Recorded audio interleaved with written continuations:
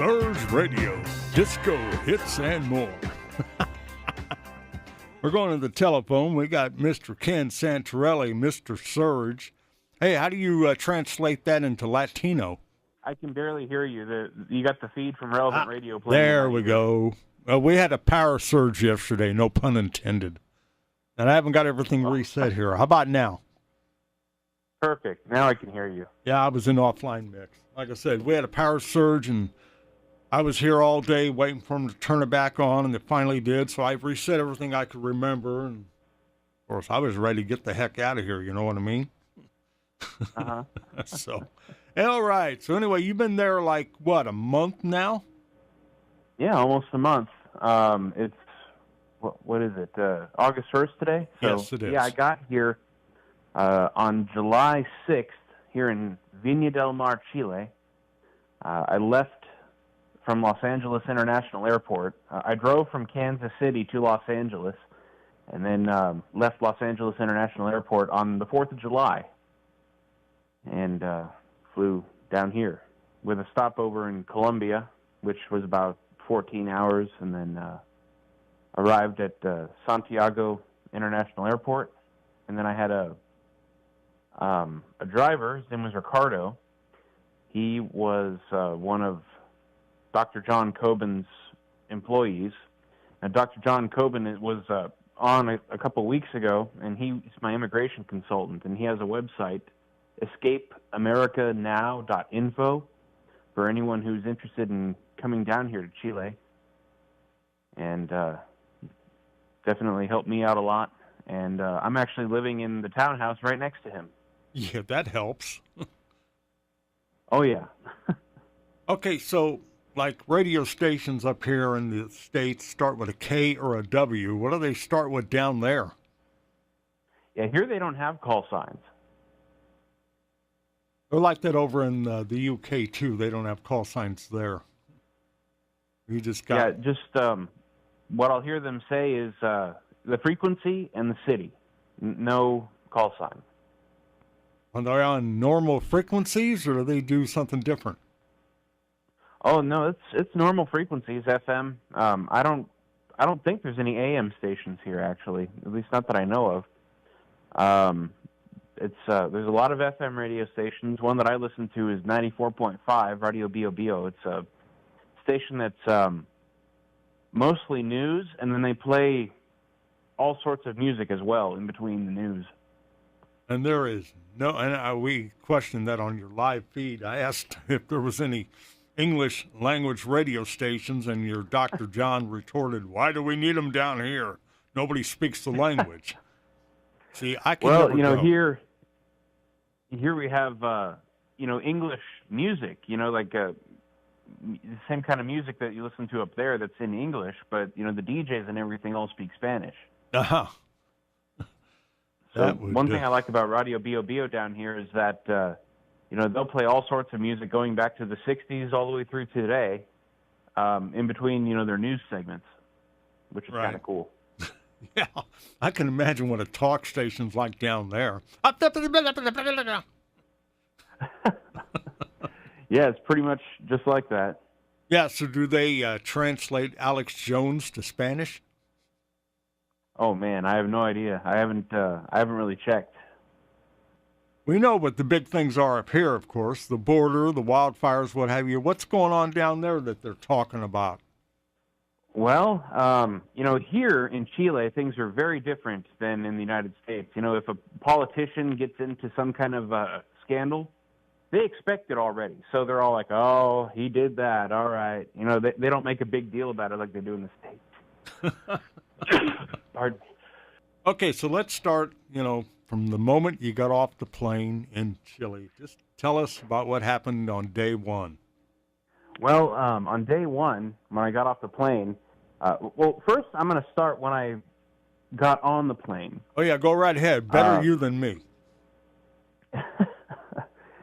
So I took Avianca, which is, an airline that comes down here. And a friend of mine let me know that apparently Avianca has been written an article in some magazine about how they were the worst possible airline you could take. I don't know how true that is or not, but a friend of mine said that he read an article about that. Well, based upon the service that I had, that's not too far from this. When I got to the ticket counter, they said, "Oh, you just bought a one-way ticket. The Chilean government requires that you have a return ticket. Otherwise, as soon as you get there, Chilean immigration is going to send you back." So they would not let me get on that airplane unless I bought a return ticket. So I said, "All right, I'm going to buy a refundable ticket." And they said, "Oh, why do you want a refundable ticket?" I said, "Because I don't intend to actually use the ticket. I'm just doing it to fulfill your requirement." So I paid $1,019 for a return ticket back to Los Angeles. And then as soon as I got to Chile, nobody bothered to ask. Nobody cared. So I think that was just some kind of scam, to get more money out of me or something. But it didn't really work because all they got out of me was the $30 non-refundable part of the ticket, and then I got the rest of my money back. So then when I got off the plane, there at the airport, you have all sorts of kind of predator taxi services. Dr. John Coben actually wrote an article about one of them. They will go outside the airport and they'll say, "Oh, we're with the airport welcome service. We'd like to help get you a taxi somewhere if you need." And then one of his clients said, "Oh, well, I don't really need a taxi because I have such and such waiting for me." "Oh, I'm sorry, that just left. But not to worry, I can get you a taxi." And then they charge them about 10 times the normal rate for a taxi, and then they demand a tip, which is about 2/3 of a day's wage. When I got off the plane, there's like 50 people coming up to me, taxi amigo, taxi. But, I had a person picking me up, so I didn't need a taxi. So Dr. Coben's employee, his name was Ricardo, picked me up and drove me to Viña del Mar, which is about an hour and 15 minutes or so from Santiago. Now, here in this area of Chile that I'm in, Santiago all the way out to the coast, is a very Mediterranean climate, just like Southern California or Italy or Spain. And so I'm looking around as we're driving from the airport to Viña del Mar, and that drive was so remarkably similar to the drive from Los Angeles to Bakersfield, California, up I-5. It was just, the drive just reminded me so much of that. It was such a beautiful drive. And I just thoroughly enjoyed the trip out to Viña. I've gotten to go back to Santiago once as well, and seen the drive again going the other direction. But here, as soon as I got here, I had to start working on paperwork for my residency application. And we actually did that in the mall here in Viña del Mar. And something else that's, really culturally different about Chile is that I see couples sitting on the benches in the mall making out. And that's just like a normal thing here. In the U.S., that's like not really an acceptable thing. But here, there's just so little political correctness. It's nice. It's nice to not have to live under that kind of thing. You can be free, you can be yourself, and you don't have to be ashamed about it. That's a very nice feature about living in Chile. Since they got that, do they got a shop in the mall for ladies of the night? Oh, I don't know about that. I think that they have a couple motels here that are used for that purpose, where you can pay hourly. That's not necessarily a good thing. As a Christian, I don't participate in that kind of thing, but they have it. It's definitely, that's a thing here. Well, I haven't really noticed. Go ahead. I had to ask. You know that. Yeah, I know you did. All right, continue the story. Well, the mall here is something like 5 stories. It's a 5-story mall. And so when we got here, we went into a coffee shop. They have Starbucks, and then they also have a number of different local coffee shops. And I got to say, the coffee is not as good as Papa's Coffee in Liberty. We're definitely, I miss that place. We're underprivileged here in Chile not to have Papa's Coffee. But we went into this coffee shop, And the way it works is you sit down at a table in the coffee shop, and it's pretty small. Probably about the same size as Papa's, maybe a little smaller. You go and sit down at one of those tables, and then one of the baristas comes out and takes your order. But first thing when you sit down, they bring you a glass of carbonated water or soda water. Here they call it agua con gas, water with gas. So that's just what they do. They bring you a glass of soda water, and then they take your order. You tell them what you want. And, I told them I wanted a chai tea, and she brought it to me. And that's a little bit different than coffee shops in the U.S., but it's nice. It works. And the coffee was good. And that woke me up, definitely, because I had been traveling for quite some time, and I needed the caffeine. Well, I need it all the time, whether I'm traveling or not. Oh, certainly, yeah, likewise. I drink a lot of coffee. I drink a lot of tea. Any sources of caffeine, And of course, every morning, Vern Windsor wakes me up with these lyrics that he's modified from songs to be about coffee, and it's awesome. He does that all the time. Oh, we've been doing that for about 4 or 5 years now. But all mine I send him are all Christmas related, like "Oh coffee cup, oh coffee cup," Yeah, a lot of them, they're pretty hilarious a lot of the time. So after I had my coffee, we walked around the mall, and he was showing me, what things were where.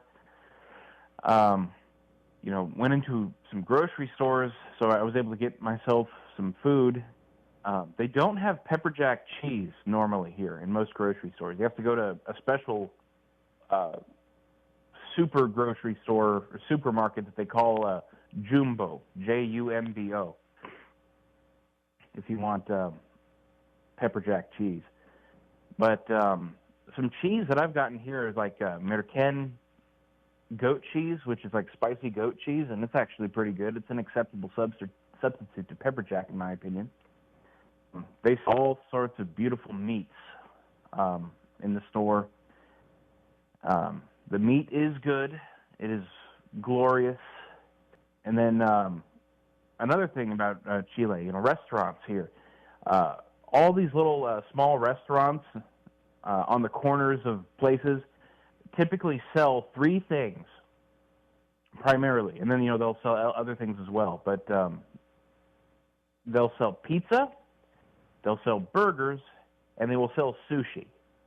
Now, sushi is huge here. We're right on the coast, and Chile is a country that's like 3,000 miles of coastline. So, of course, it's definitely going to be a country that has seafood as one of its main staples. So last night, I posted a picture on Facebook of a burger that I got. I got 2 of what they call the kamikaze burgers from this little small restaurant called Reñaquinos. And, of course, I'm gluten-free, so I don't get the bun on it. And this beautiful double cheeseburger with bacon. And then they put the tomatoes, onions, and avocados on the side. And also a little bowl of mayonnaise. Mayonnaise is another huge staple here. They like mayonnaise with everything. They like mayonnaise with their French fries and don't understand why anyone would ever want to use ketchup. So that's something different. And speaking of different, somebody up here in their infinite wisdom, and I use that term loosely, has come up with mayonnaise ice cream. I heard something about that. It was Hellman mayonnaise mixed into ice cream. That's different. I wouldn't be surprised if they had something like that here, because the people here, they love their mayonnaise. Mayonnaise is it's huge here. It makes me sick. It makes me actually throw up if I accidentally eat it straight. It's okay in potato salad, but if I eat it on a burger, that's it. You got a protein spill. Oh, man. So you're not a fan of mayonnaise, huh? No. Good old normal burgers. That's why I don't go to Burger King very often. or Red Robin, because you tell them to leave it off, they put it on anyway. You like ketchup? Oh, yeah. Yeah, I like all the other stuff. No, Yeah, I don't like seafood ketchup. either. So I would suffer in that town or that country. I'm definitely not a seafood. Ketchup is a rare thing. You don't find a lot of ketchup places. I guess restaurants have ketchup, some of them, but to get it in the grocery store, it's not very common because people here just don't like to eat it. Same thing with peanut butter. People here don't like peanut butter either. And something that's actually really surprising is they don't like Mexican food here. My neighbor, Dr. John Coben, he had to teach his wife how to make a burrito. She had never seen one before. And now, I've gone over there a couple of times when they're having dinner, and she makes him burritos. And I also went to a Mexican restaurant here in Viña del Mar called Margarita. And I went in there thinking I was going to get some good Mexican food, and, well, it was pretty mediocre. They had some really, really good ceviche, probably the best ceviche I've ever had in my life. But then I had some shrimp tacos, and they were just kind of mediocre. Here no one eats anything with their hands. It's always knife and fork, whether you're eating burgers or tacos or anything. And again, tacos are not all that common. But the shrimp tacos that I had, they laid them on the plate and poured some kind of cheese sauce over it. So I was kind of forced to have to eat it with a knife and a fork. And then they had rice and beans to go with it. They had black beans and, typical Spanish rice. And it definitely had a different flavor than what you would expect from a Mexican restaurant like in the States. I grew up in Los Angeles, so, I know Mexican food. And this was just kind of not quite what I was expecting. It just had a little bit of a different flavor, and it was just kind of off. So, it wasn't bad. It was just mediocre, in my opinion. Well, you got to get used to it. You're there. It's kind of like White Castles, Have to have a White love Castle? For it. Yeah. You got to either love it or you hate it. Yeah, I'm not a fan of White Castle, that's for sure. Oh, I am, but I'd rather have them fresh than frozen. Just not the same. Right. So the first day you got there, and I saw your live video, and somebody was giving you a tour. I take it was a taxi driver. Yeah, that was Ricardo. Oh, okay. Well, go ahead. Continue on. Yeah, he was showing me around, and the first day here I was extremely tired. I was wanting to go and lay down, but, we had so many things we had to do, and I'm just kind of like, okay. And then eventually the last thing we had to do was go to the market and get some food. So I just kind of grabbed a couple of things and didn't really pay too close attention. And here, there's a national ID card. You have like a state driver's license in the U.S. Here you have a national ID card.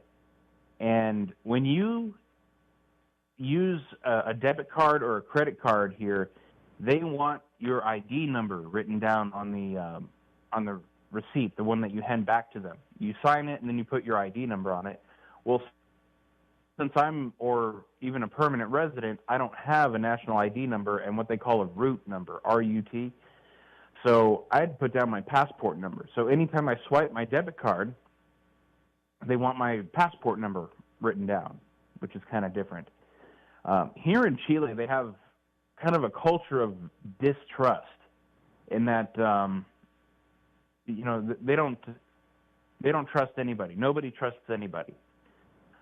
So that also shows in when you have some kind of documents that you're signing. So if you have a contract with, I don't know, for example, a building company or a contractor that's going to do some kind of work on your place, you have to go and get it notarized. Otherwise, the contract is not legally binding. So it doesn't matter. Anything you want to do here, go to the notary. You want to buy a car, go to the notary. Buy a house, go to the notary.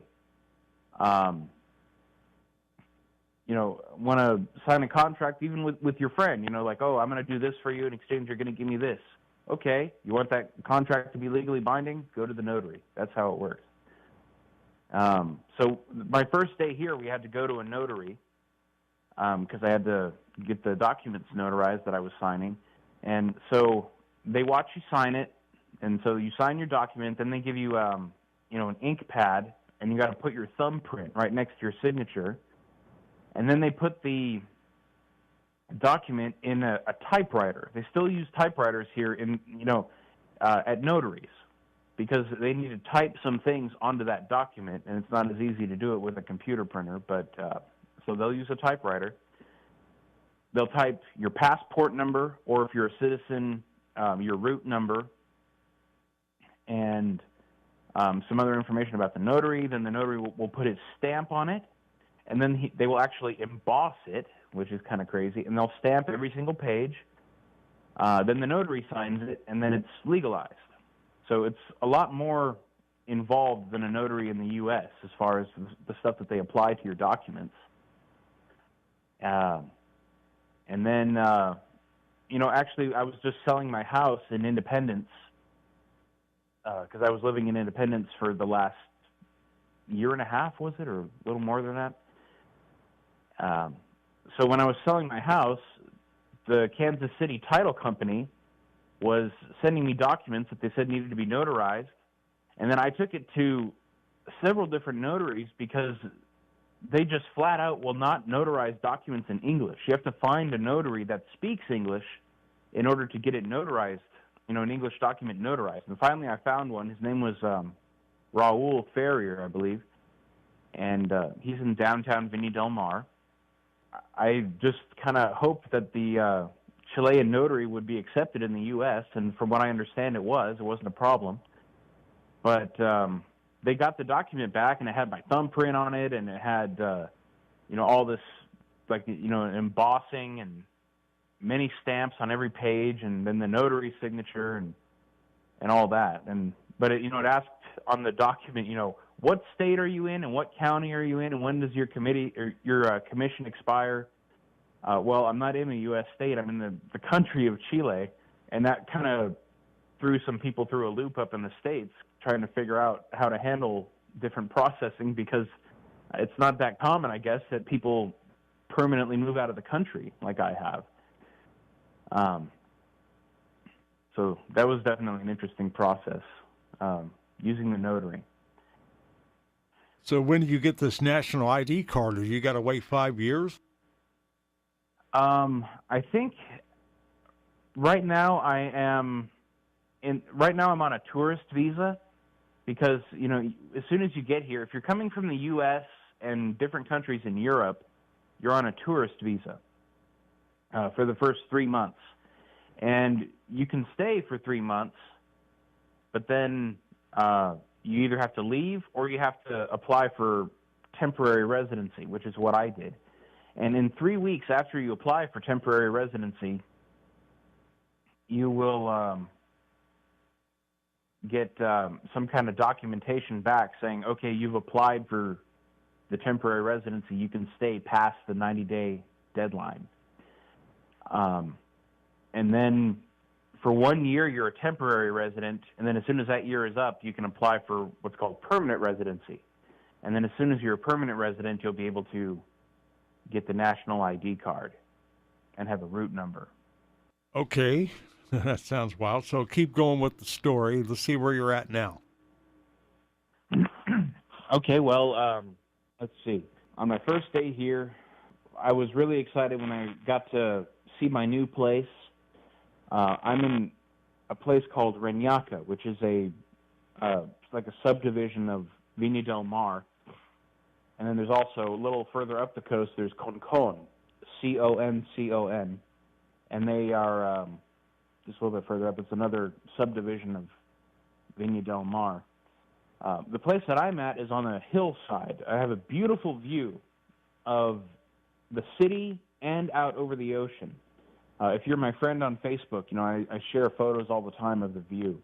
If you want to see it, you can feel free to add me on Facebook, facebook.com/KCXL Ken Santarelli 5. I don't know why they put the number 5 after it, but it's KEN dot SANTARELLI dot 5. What is the technology like over there? Oh, they're light years ahead of the U.S. technology-wise. There's all sorts of different features and things that don't have. Now, something that I really like here is with cell phone service, your cell phone is unlocked. Now, up in the States, there's 4 primary phone carriers. There's AT&T, Verizon, Sprint, and T-Mobile. And these different providers, Verizon and Sprint are what's called CDMA, Code Division Multiple Access. AT&T and T-Mobile are a different protocol called GSM. Here in Chile, everything is GSM. And usually when you buy a phone, for example, at AT&T, it's locked to AT&T, and you can't take it over to T-Mobile. Just pop a T-Mobile SIM card into it and use it with T-Mobile. Here, by law, all phones are unlocked. So this cell phone that I bought here, it's from a Chinese company. I think it's called Xiaomi, Xiaomi. It works very well, but it's unlocked. So if later I decide to switch to a different provider, I can take it with me without having to buy a phone from that provider. How expensive are cell phones down there? Well, this one that I bought is about the equivalent of $156, so it's not that bad. My U.S. cell phone that I'm talking to you on right now, it's a BlackBerry Priv. I had to pay like $700, something like that, for this phone. This phone is it's falling apart, but I'm still using it. Obviously it still works because I'm talking to you on it. But I'm actually talking to you through the Wi-Fi connection. If I hook it up to a cell network here, Verizon, which is my cell phone provider, is going to charge me $10 per day. So every day that I hook it up to the cell phone network, boom, that's another $10 I got to pay. So it was more economical for me to get a local cell phone, and so that's what I did. And this phone, I just leave it at home and have it connected to the Wi-Fi, and that way I can make calls and stuff through Wi-Fi, and it doesn't charge me the $10 per day. Well, how much would it cost you to call us on one of their local phones? Well, since I have a prepay service on my Chilean phone, it doesn't allow me to make international calls. So I have my U.S. phone service still connected so I can make international calls. I'm not sure what the cost would be exactly to call international from here. I haven't really looked into it. But, yeah, I just have my U.S. cell phone for that purpose, at least for now. I'm trying to see if I can port the number over to, like, Google Voice or something. I thought that I could port it over to Skype, but Skype actually doesn't accept incoming number ports, which is surprising. Yeah, and they're not as reliable as we'd hoped for. We had that the surge send-off. We couldn't use Skype to come into the station. It was like you'd be talking and like that, Oh, yeah, that's not good. No, it ain't. Yeah, Skype, sometimes it can work very well and other times not work so well, but generally in my experience, having to communicate with people down here, a lot of people use Skype down here. When I was up in the States, I was communicating with people down here via Skype, and it seemed to work well for me, but it didn't work well all the time. So every now and then you'll get a bad connection with Skype, but generally I think it's fairly reliable. Okay, so you walked into your apartment for the first time, but obviously it didn't have a drop of furniture, did it? Yes, it did, actually. This townhouse that I live in is a unit that's a rental unit, what's that site, Airbnb or something, different rental sites here in Chile. They, when I say they, my neighbor and his wife, own this building, and they have 2 townhouses that they rent out to people. And I'm in unit number 2, which was one of the rental units, and then also down below they have unit number 3.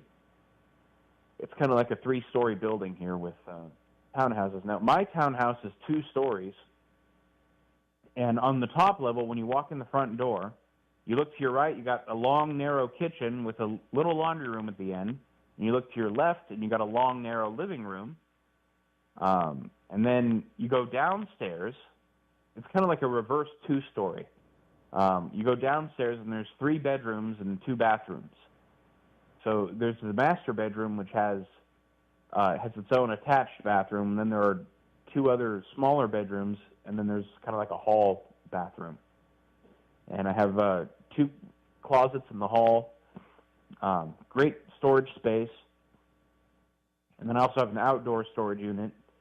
Now, I don't have a lot of things anymore because when I left the United States permanently, I sold pretty much everything I own, and I came down here with my Genesis Health Club's gym bag and 3 suitcases, and that is all I have. So I sold pretty much everything I own to come down here and live permanently in Chile. And so I do have tons of storage space, which I might use one day, but I'm not totally sure. So these 2 units here, they rent out to people, but they're also for sale. So if someone wants to buy them, they're available to be purchased as well. I didn't have all the money to buy it outright, so I'm currently in negotiations with a bank to get the financing so I can purchase this place. Because right here, I have a view that's unparalleled. I mean, it's similar to like what you could get in like Santa Barbara, California, or the Amalfi Coast in Italy. It's just a beautiful, beautiful view. And I love to post pictures of the view on Facebook. Once more, if you didn't get my Facebook URL the first time, it's facebook.com/Ken Santarelli5, KEN.SANTARELLI.5. Again, I don't know why Facebook put a 5 at the end of my name, but they did. So I love posting pictures of this view. It's out over the city and then out over the ocean. Just have beautiful sunsets. My townhouse is facing west, so I get to see the sunset every night. And, I've been through a lot in the last 4 years in the States, from losing both my parents to having a radio business in North Carolina that didn't work, and, having my fiance break off our engagement. And when I just look out the window here and see this beautiful view and get to see the beautiful sunsets, all that stress and depression just kind of melts away. And, if that's something that you as a listener are interested in, Dr. John Coben has another unit for sale here that he's trying to sell. You can get on his website, escapeamericanow.info. Again, that's escapeamericanow.info. And he can get you hooked up with, a great place to stay. Even if it's not right here, he can get you connected with places all over Viña del Mar or Santiago. If you don't have the proper Spanish skills, Santiago might be a better option. There's better jobs, better job selection, and there's even some jobs that you can get by just speaking English. But generally, if you come down here, Spanish is the language. In my daily life, Spanish is a big part of my life here. I have difficulty finding English speakers. Every now and then I'll run into someone who speaks English, but for the most part, everyone here just speaks Spanish. So Spanish is the second most widely spoken language in the world. And, the number 1 is Mandarin Chinese, and English is number 3. China has the largest population of any country in the world, so it makes sense that their language is the number 1 most widely spoken language in the world. But Spanish is number 2, spoken in pretty much every country south of the Rio Grande, except for Brazil, and then, of course, over in Spain. Now, here in Chile, the Spanish language that they speak here in Chile has a lot of slangs. So if you, for example, speak perfect Mexican Spanish, you still might have a little bit of difficulty here in Chile. Like, the word that I would use for shirt, camisa, that's not the proper word for shirt here. I can't remember what they said it was, but, if I say camisa, they'll understand me, but they'll be like, oh, well, we have another word for that. And then, for example, there's some slangs. One slang is if they're going to do something right away, for right away, they say al tiro, A-L space T-I-R-O. I'm going to do it right away. And that al tiro is kind of related to, shooting a gun. I'm going to do it right away. Quick as a bullet, I guess you could say. I'll be right there. Voy al tiro. Another slang is fome. It's boring. Que fome. That's something that you don't get in regular Spanish. Let's see. If something is awesome or cool, it's bacán. B-A-C-A-N. Bacán. Then also, if you're having a party or like a barbecue or something, here they don't call it a fiesta. It's called a carrete, which is similar to the Spanish word for wheelbarrow. So if you're going to a backyard barbecue at a friend's house, you're going to a carrete. C-A-R-R-E-T-E. And then another slang that's kind of common, if you have a friend here, and you want to call your friend buddy, for example, that word is weón.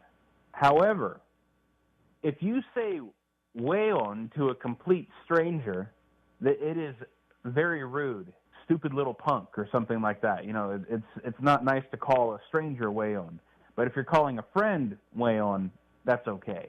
So, like on a scale of rudeness, so if you want to say, if you're happy with your friend and, you're just having a good time and you call him weón, that's about a 1 on a scale of 1 to 10 of rudeness. It's not rude. It's nice. People here, they'll appreciate it if you're a friend and you call him weón. If you call him weón when you're angry with him, that's about a 5 on a scale of 1 to 10.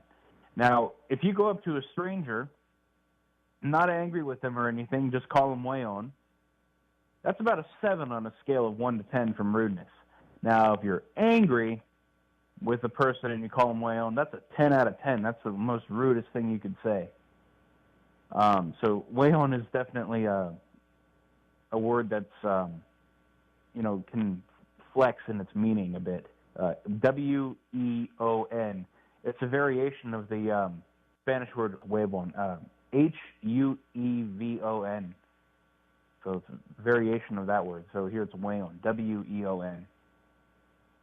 Well, what's the grocery prices like? You've been grocery shopping at least once. How's it compare up here? It's about, in what I've bought, it's probably about, 10% less, 20% less, something like that, than what it costs to shop in the U.S. I follow the ketogenic diet. I've talked about that a couple of times on here. It's a high-fat, moderate-protein, low-carb diet. And there are plenty of selections here for that. And so, I buy steaks, burger patties, I buy a lot of avocados. And then lately I've been getting into these things here. I don't know if U.S. that's an equivalent. They look like big jalapeno peppers. They're these really long, kind of thin peppers that they look kind of like jalapenos, but they're not quite as spicy. But they just have a really good flavor. They taste kind of like green bell peppers, but maybe a little bit more of a kick to it. But they're long and narrow like a jalapeno, except they're bigger and they're longer. I like to cut them open and then fill them up with mayonnaise, and that's just good. It's a good snack, keto friendly. And I love spicy food. You can ask anyone that knows me. Spicy food, I love spicy food. Here in Chile, they're kind of pain wimps when it comes to spicy food. So the food here is not that spicy. Like, in Mexico, Mexico, they love their spicy food. Here, they love their food kind of. I don't want to say bland, but definitely not with any kind of kick to it. So when I eat these ají peppers, spelled A-J-I, so ají. When I eat those peppers, they look at me weird. Yeah, I've had those And thin peppers. They used to roast them down here at the city market. Really good. But I don't put yeah, mayonnaise in mine, obviously. do they call them ají there, or? To be honest with you, Do I they don't have any kind of remember. name for It's 'em? been about 10 years. So that shows you how far that goes. I don't know how you can handle just eating one time, though. That would drive me up the wall. Oh, the one meal a day thing. Right. Yeah, Ron Logan would advise against that in a heartbeat, I'm sure. yeah. Ron Logan. Ron Logan's a great guy. I definitely, I can definitely say that Ron Logan knows what he's doing, but there are definitely different strategies to doing things, and my strategies are different than his. But if people have any kind of issues and things, Ron Logan, I mean, he knows what he's doing, and he can correct all sorts of things using herbs and essential oils and different salves, and then all these different gadgets he has. Like, I don't know, what was it? This electrocute your feet, something or other, that he did to a friend of mine. But whatever it was, it purified his body of toxins, and he was feeling so much better. So I definitely highly recommend Ron Logan for all sorts of things. But my strategy is a little different than his. Ron Logan's not a fan of the ketogenic diet. He's a fan of vegan, plant-based diets. And it's good if that works for you. But I did that one time in my life, and it just didn't work well for me. So I found keto. Keto works great for me, and it's probably the diet I'll follow for the rest of my life. I've been on keto for probably about a year and 8 months now. And I feel great. I feel better than I've ever been in my life. When I was living in North Carolina, and when I just moved back to Kansas City in December 2016, I was almost 600 pounds. And since I was on the ketogenic diet and going to the gym regularly at Genesis Health Clubs, I was losing tons of weight. So right now I'm 407. So let's see, I was exactly 584 before, 584 pounds, and now I'm 407. And I'm fitting into 3X shirts. Before 10X shirts were tight on me. A shirt that was a 10X was tight. Now a 3X fits me just perfectly. And I'm still going to the gym here. Here they have gyms where you can go and work out. There's one that I go to called Numancia Sport, which is in Valparaiso. It's Numancia, Numancia Sport. It's in Valparaiso, which is right next to Viña del Mar. And it's actually, compared to Genesis Health Clubs, where I used to work out and where I actually was an employee, I worked at Genesis Health Club's Metcalf Super Sport at 119th and Metcalf in Overland Park. And then I also worked at Genesis Health Club's Lee Summit East, right on 291 in Lee Summit. Genesis is definitely way better of a gym than what I've had here in Chile. So this one that I go to, Numancia here, it's they don't have any dip machines, which is a tricep extension kind of machine. And then it's really crowded, and they just don't have a lot of machines. So I got to do a lot of my exercises. Just yesterday, I took the bus there. It was about a 50-minute bus ride to go to Valparaiso, which is maybe about 6 miles or something like that. And then when I got there, I did what did I do yesterday? I did back pull downs, bicep curls with dumbbells, back row, and then they have a local Chilean company that makes pre-workout, and the company's called Food Nutrition.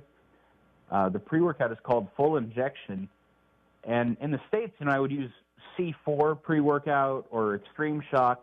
Genesis would always sell bottles of Extreme Shock there in the lobby in their refrigerator.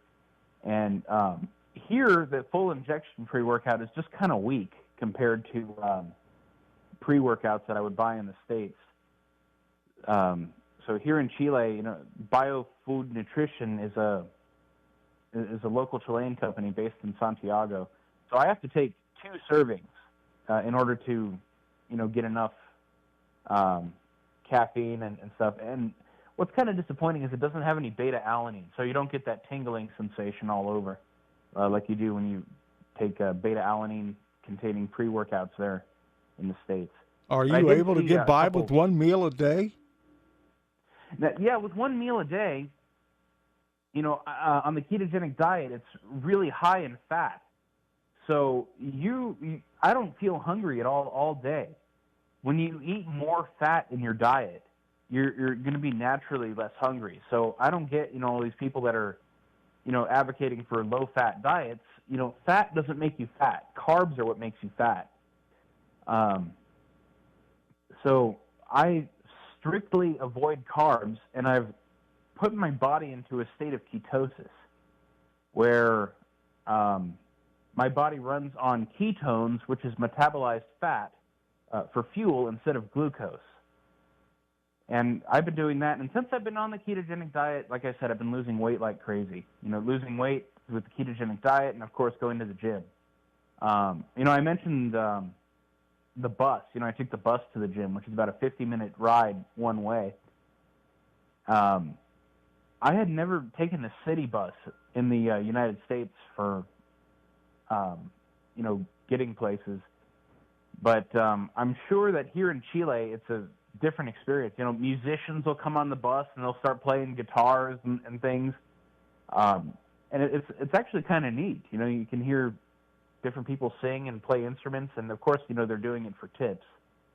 But you got about 1 minute, Ken, if you want to wrap it up. Certainly. Wow, I've already been talking for like an hour. Yep. Wow. So we don't have any Johnny here today? No, she is out and about doing Johnny stuff. All right, everyone. Well, thank you for listening. And again, I want to definitely recommend, if you want to come to the beautiful nation of Chile, like I have. I have permanently left the United States. If you want to come to Chile, get on Dr. Coben's website, www.escapeamericanow.info. Again, www.escapeamericanow.info. One final time, escapeamericanow.info. Well, Ken, take care. We will call or have you come back on in another month or so and give us another update down there. So until then, I don't know what the tagline in that country is, but keep on rocking. That's what I say. Viva Chile. Viva Las Vegas. All right, Ken, we'll talk to you later. Have a good one, Dave. All right, gang, that's it for the Johnny Show. Got AP News coming up. A little music break. Alex Jones, it's all here on KCXL. And don't forget, the big launch barbecue at Papa's Coffee Express this coming Saturday at 11 a.m. All going to be. Now, you don't have to pay for any of the food. The only thing you got to pay for is whatever you buy from Papa's Coffee. Take care. Have a good one. Here comes the news in just a couple of seconds.